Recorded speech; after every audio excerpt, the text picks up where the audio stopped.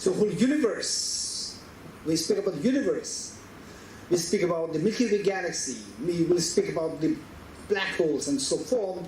So there is a macro world. And this macro world is nothing but constituted of the minute micro world, like the electrons, protons, neutrons, and so forth. So these two don't they contradict. These two, in fact, these two complementary. The two complement each other. So one is the macro. Within that macro, there's a micro there, and this is exactly what is happening. While they say the Niels Bohr on your right side and the Albert Einstein on the left side. Two of them, Niels Bohr mainly for the quantum physics and Einstein mainly for the relativity theory. Two of them, the giants of the modern physics. So there, these two theories, of course, there are many frictions as well about the comments given by Albert Einstein on the quantum physics as to how, of course, the Einstein also contributed a lot to quantum physics, but then in terms of the basic principles, he was not too happy with that, and he threw some weird as the God's dice fall and so forth. All these the comments were there, the expressing disapproval of the quantum physics principles. So in short, we see that these two giants, they are talking about the two main principles of the modern physics, quantum physics and theory of relativity. And then up there, Nagarjuna, the first century AD, the great scholar,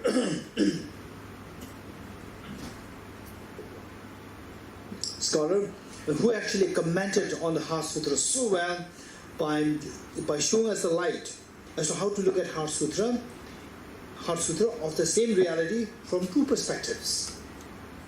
So we are trying to look for theories within the framework of one perspective, and try to apply this to the two systems, quantum physics and relativity theory.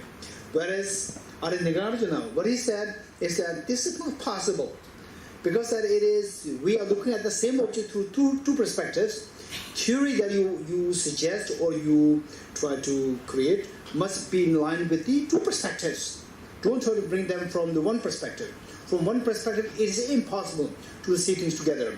So, if we get a little more time, I want to go through to explain as to what does it mean by two perspectives. And the same thing, how can we look at the same object from two perspectives? So this is what I'm going to share with you in a while, if time permits. Okay.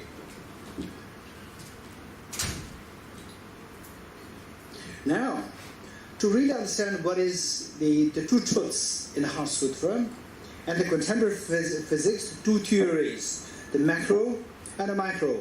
The macro, relativity theory, micro, the quantum physics. And in the Heart Sutra, the macro, conventional truth, and the micro, the ultimate truth, how these two are so seamlessly intertwined in Heart Sutra, and how we see the discrepancy there, failing to bring out the grand unified field theory.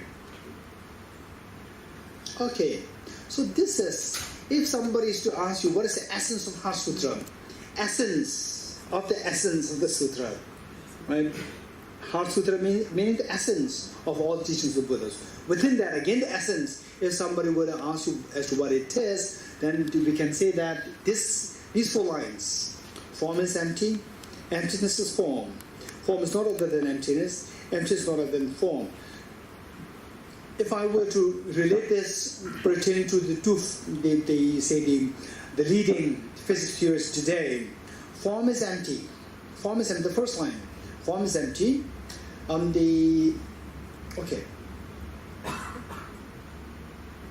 Let's say the flower. What do we see as a flower?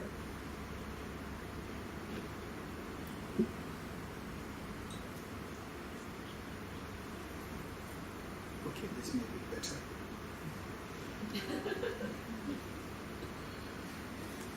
Okay, let's say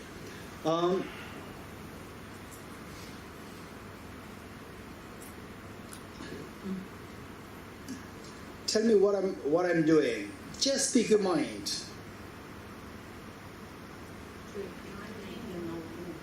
What am I doing? Drinking what? Huh? No, what am I doing again? Huh? Drinking water, right? Drinking water. And some of the chemists from this university, if they are here, they will think that he's drinking H2O. And the physicists, like Carmel, will say that you are drinking electrons, protons, neutrons. Okay, tell me, which of the three perceptions is correct? Which of the three answers is correct? Huh? All are correct.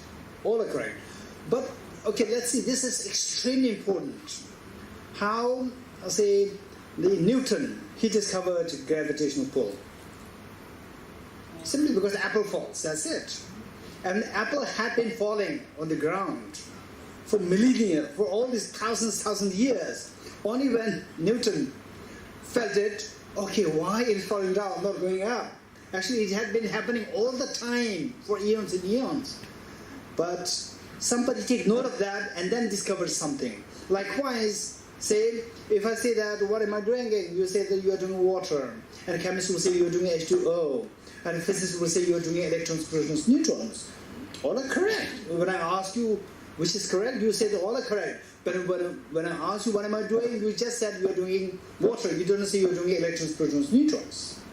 Okay. So with this, as which is macro and which is micro? You are drinking water versus electrons, protons, neutrons. Which is macro and which is micro? Tell me. Which is macro? Water. Which is micro? Electrons, protons, neutrons. Very good. Okay, as simple as that. So when we look at things from the water, when we look at things from the Earth, planet Earth, solar system, then the Milky Way galaxy, and the Big Bang theory, and so forth, interstellar, the system, this is macro. And we're talking about the electrons, how the electrons behave. How the electrons behave. This is all macro. So when we look at things from the macro as a water, doing water, this is fine, this is not wrong. So there, this is how the conventional world accepts. The macro world is how the conventional world accepts.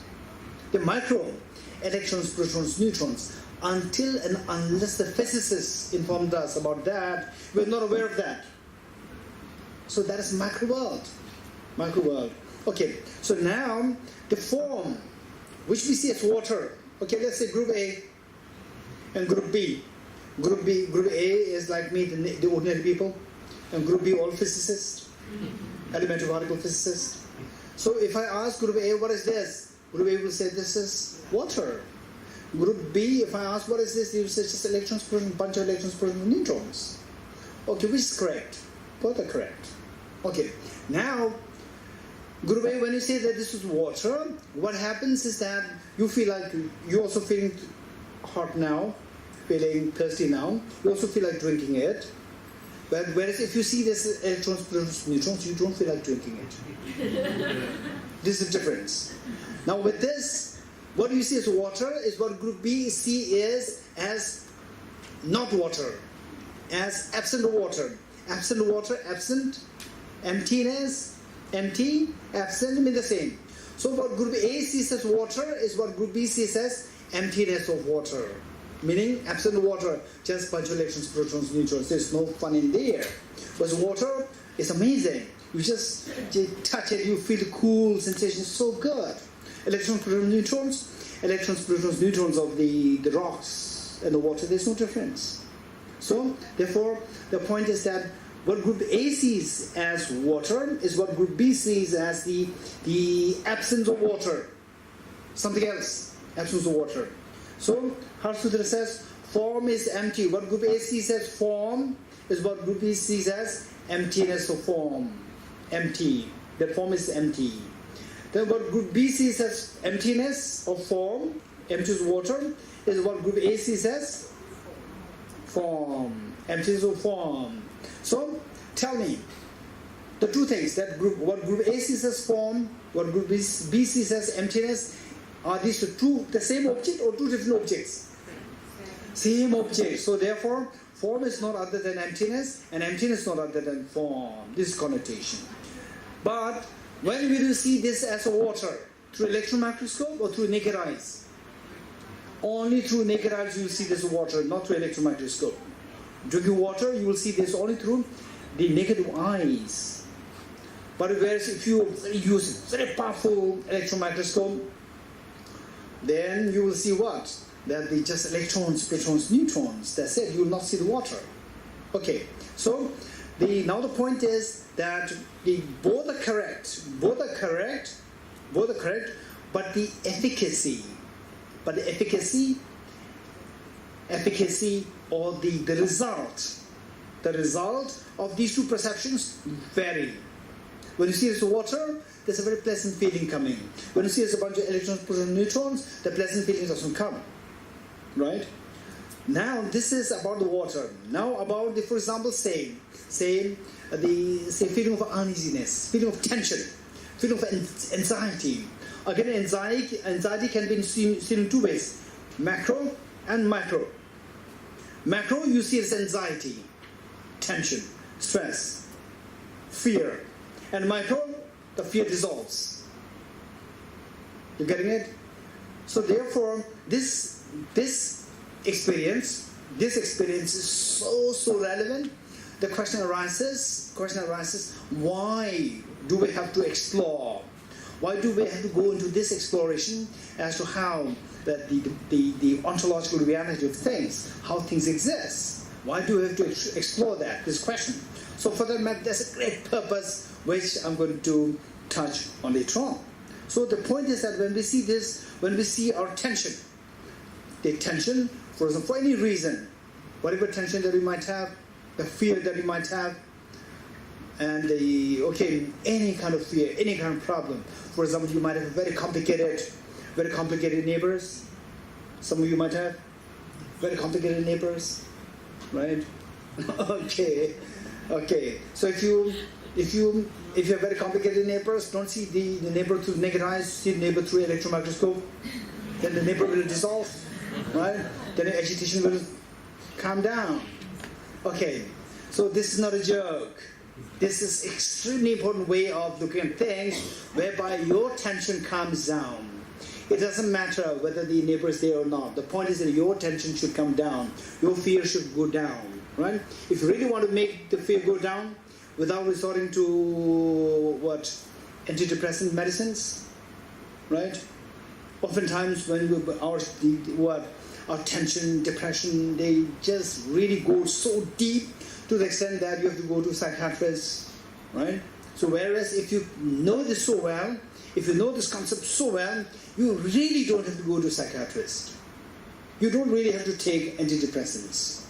And antidepressants, it may help you numb your mind a little bit to the extent that the tension so far calm down. Meanwhile, it will make your mind overall very inactive.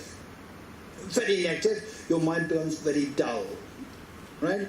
It not only subsides the tension, it also subsides the activity of your mind.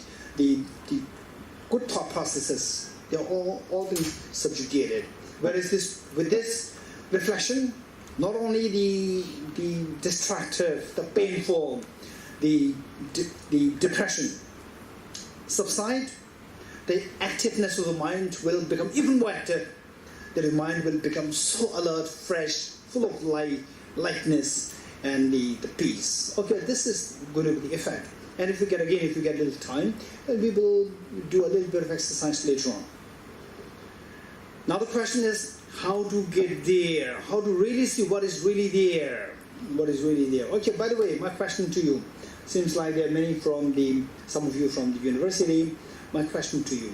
Okay, so what is inside this is seen by group A as water and group B as electrons, protons, neutrons. Okay, more electrons, protons, neutrons. Now, say group A. Water. Group A, you see this water. Group B, you see this electrons, protons, neutrons. No water here. Now, seeing this water has, the clinical effect, has a psychological effect, very soothing effect, healing effect in you. I like to drink it.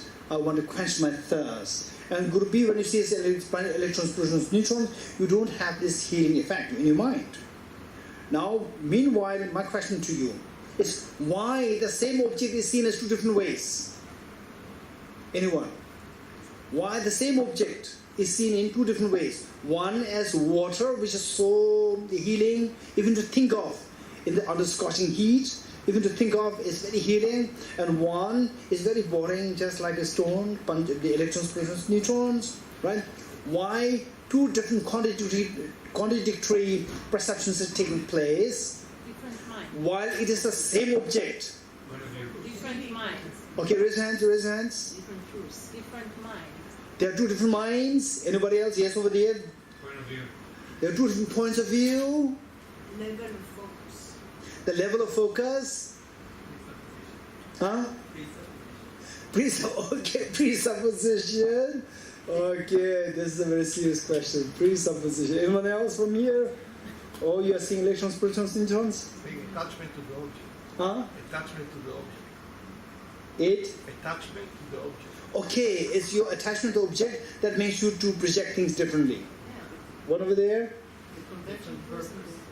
Oh, there's a different purpose. Okay, so with the purpose of drinking water, if you look at the electron microscope, you see water? No. What I'm saying is that what group A sees is water. If you look at through electron microscope, but looking for water to drink to quench your thirst, do you think that you will see the water or you will see electrons, protons, neutrons? Exactly, which means that even though your purpose is to quench the thirst, but it does not necessarily give you the perception of the water. You getting it? Okay, but the answers given are fabulous. Okay, in other words, there are two different points of view. Two different points of view. Which of the two? And all are correct. Two different points of view. What do you mean by me view? This mind and Guru A's mind and Guru B's mind, right? Two different minds, right? On two different levels. All the answers are correct, right? Okay. Okay, two different motivations. Okay, two different motivations. So now the point is that with two different motivations, two different minds, two different levels, and so forth, you look at the same object, you see two different things. Two different things. And both are correct. Both are correct. Right? Both are correct. Okay, but the perceptions are different. Do you agree with me? Perceptions are different. Okay. Now, I'll challenge you with a question. Say, this object, what group A sees as water, your group A's perception. Remove group A's perception. Remove group B's perception. What is this object? If group A's perception is removed, group B's perception is removed, what is this? A word. Huh? Word, meaning. Word is left there. Word. No, a word, the meaning. The object is not there. Huh? The word stands as the meaning. What is that meaning? The water or the electrons, protons? The electrons stand at the meaning on another level. Okay. Electrons are left or not? Yeah. Water left or not? One is one label and the other one is one label. No, the two labels remove. What is left? Nothing. Okay, this is my question. You're getting it? Two labels removed. What is there? This is my question. Two labels are okay. Okay, let's say I feel so bored. Then Tamila brought this flower in front of me. Wow, it's very pleasant, healing, right? The flower is my object and my mind is the subject. You're getting it? The flower is the object and my mind is the subject. Now, the water is the object of the subject. What is the object of the subject? What is the object? And your mind which sees the water is the object of subject. Your mind which sees the water, electrons, protons, neutrons, such an object. Subject. You're getting it? Remove the two subjects. Subject which sees this as water, remove that. The subject which sees this as electrons, protons, neutrons, remove that. What is this? Huh? Okay. Those of you who said that, then nothing is left, right? You have understood the confluence of quantum physics and Heart Sutra. If it really comes hit your mind that nothing's there then, right? If that hits your mind, are you shocked? Quantum physics, Niels Bohr said that you should be shocked, right? And the Buddha said that it's very profound. Okay, this is a very profound experience. This is a very profound experience, and if you really get something that nothing's really there, even if it comes just intellectually, even that is very precious. Okay.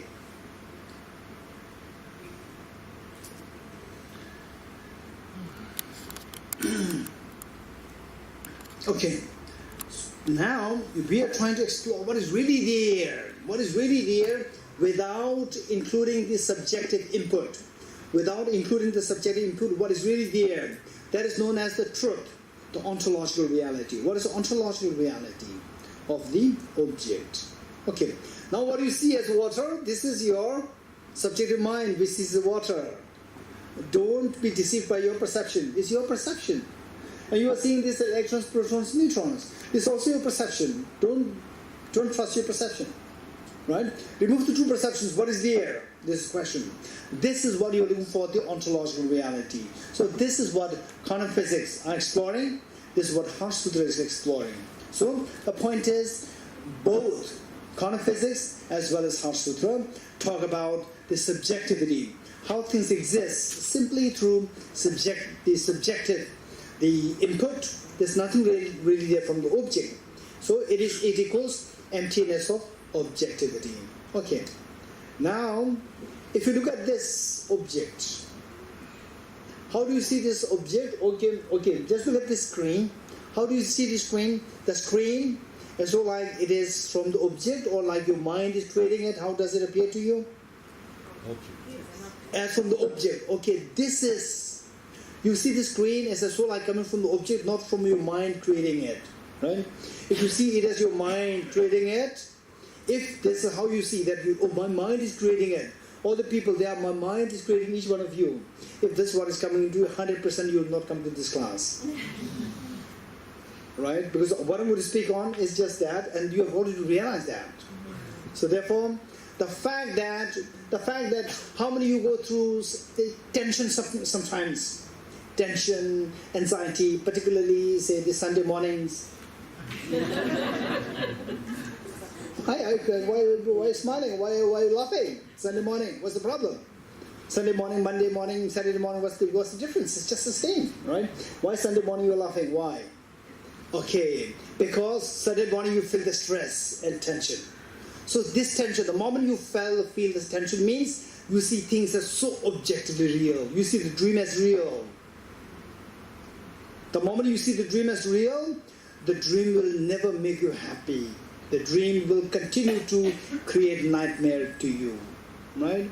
Okay, so now with this, with the quantum physics, observer, which is the subject, observer effect. With the Heart Sutra, is the subjective mind, mental effect.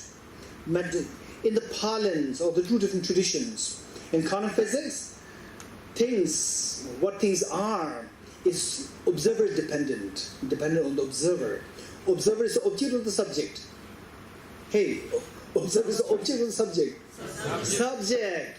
So quantum physics is saying that what is there in the world is just the subjective, right? Subjective. Now, in the Buddhist philosophy or in Heart Sutra, the mention of how everything is coming by the power of your mind. Your mind is subject or the object? Subject. So it's a matter of the different language. It's a matter of the different usage of the different vocabulary. The meaning remains the same. Both say that things come into being by the power of your mind. independent of the subject, there's nothing really there, it's an object. Okay, so if you look at here, the picture here, His Holiness the Dalai Lama on the left side, and Anton Zeilinger on the right side, Professor Anton Zeilinger. And in fact, I met him 2000, which year? 2008, I think. 2008, I think. A world-renowned quantum physicist. Today he's one of the great giants of quantum physics. And later on, what I came to realize was that from another physicist, I came to realize that the experiment which he is expert on, which is the double slit experiment,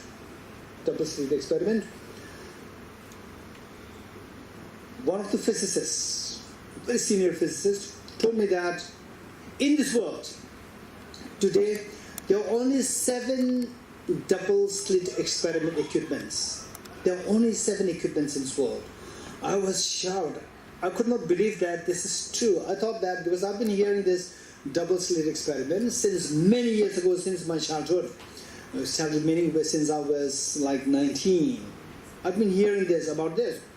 And then after about like 35 years, still there's only 7 equipments where this experiment is done. And then Anton Zeilinger, Professor Anton Zeilinger, he's having one of these equipments, meaning that he is running that equipment in the Austrian university. Okay, so there we had a very good exchange about the double slit experiment. The slit experiment as to how a single particle can behave in 2 ways, 2 manners, wave nature as well as the particle nature. And then I was daring to ask him lots of questions. Later on I came to realize that he was the top physicist in the world, and somebody who is being sought after by the great physicists. And I was very fortunate that at the meeting, the opportunity to ask him many questions, and to the extent that I was audacious enough to ask many questions. Why did you not do the experiment in this way? That and so forth. He said that we did all these experiments the way you said. And I was asking for the outcome. Okay, so this is about the slit experiment, on the basis of which we could see the dual the behavior displayed by the particles, particularly the electrons.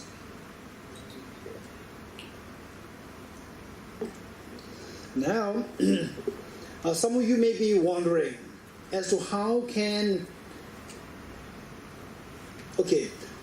one possibly get to this level whereby I don't have to take the antidepressants, and so that the tension will come down, and then my mind will forever remain very light and active, and so forth. How to get there? So for that matter, this will be very helpful. There's subjectivity. Subjectivity, there are many versions of subjectivity. One, as I explained earlier, emptiness observed independent of the observer. The way the quantum physics explains how, say, things don't exist the way they appear to us as so independent from the observer. In other words, what is observed makes sense only by dependence on the observer. So this is one degree of the subjectivity. How the observer is the subject, the observer makes sense only by depends on the observer as the subject. Then number 2 is the emptiness of externality. Number 2 and number 3 is purely from what we call as the Nalanda, the scholars, the perspectives. Nalanda scholars, how they see things, the reality, in 2 different ways. One says that everything subjective. Subjective. And okay, before I go to number 2 and number 3, one clarification is that many of you may think that subjective means very fluid, it's not reliable, then it becomes like imagination, then how can I account for the cause-effect relation, efficacy of the cause-effect? For example, say, if you drink sedative, right, you will not go into high, you will not go into blissful, it will just collapse you, and if you take cyanide, it will collapse you, it will not, okay, I take this, and then it's just subjective. I may think subjective. I can think anything. That I become very young. No. So there's efficacy of the cause effect there. So with the cause effect, the functionality of the world. The functionality of the world operates the way it is operating. The subjectivity doesn't mean that we can imagine anything and anything will come. This is a very